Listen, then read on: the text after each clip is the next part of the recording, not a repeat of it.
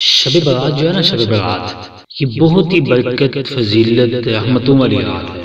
اس رات میں ہمیں کیا کیا کام کرنے چاہیے، کون کون سی نیکیاں کرنی چاہیے، اور اس کے فضائل جو ہیں ان کو کیسے سمیٹا جا سکے، اس حوالے سے چند ایک باتیں آپ کی بارگاہ میں پیش کرتا ہوں۔ سب سے پہلی بات جو آپ نے کرنی ہے، جو آپ نے یاد رکھنی ہے، جیسے کہ ابھی شب برات جو ہے جمعہ کے دن اور ہفتہ کی رات کو آ رہی ہے، تو اپنے نماز عشاء اور نماز فجر ان دونوں نمازوں کا باجماعت اہتمام کرنا ہے۔ ایسا نہ ہو کہ آپ کی فجر اور عشاء چھوٹ جائے، نماز عشاء اور فجر نہیں چھوٹنی چاہیے۔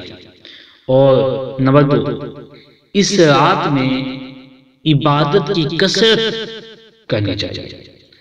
اگر یہ نہ بھی کر سکیں، عبادت کی کثرت نہ کر سکیں، تو کم از کم گناہوں سے بچنے کا خاص اہتمام کرنا، بالخصوص ان گناہوں سے لازمی بچنا جو گناہ اس رات کے فضائل سے محرومی کا باعث بنتے ہیں۔ جو گناہ اس رات کے جو فضائل ہیں ان کو حاصل کرنے سے محرومی کا باعث بنتے ہیں، سبب بنتے ہیں، ان سے لازمی بچنا۔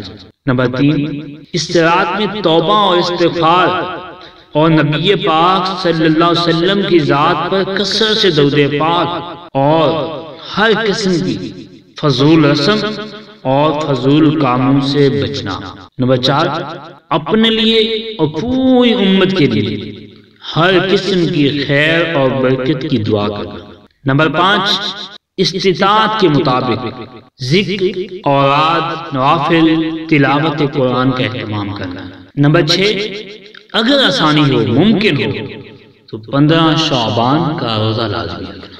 اور ہاں یاد ہے، یہ جو سب اعمال میں نے گنوائے ہیں یہ شب برات کے لیے لازمی نہیں ہے، شب برات کا حصہ نہیں ہے، بلکہ یہ ثواب کمانے کے لیے، نیکیاں کمانے کے لیے۔